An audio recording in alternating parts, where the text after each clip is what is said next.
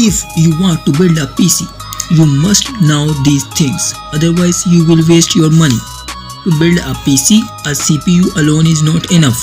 First, you need a processor. It is the brain of the PC. Then a motherboard. It connects all the parts. RAM for smooth and fast multitasking. SSD and hard drive for storage and speed. Power supply to give safe power to system. Case and cooling to control heat and airflow. And if you want gaming or heavy work, a graphic card is also important. A PC build is perfect only when all parts are compatible with each other.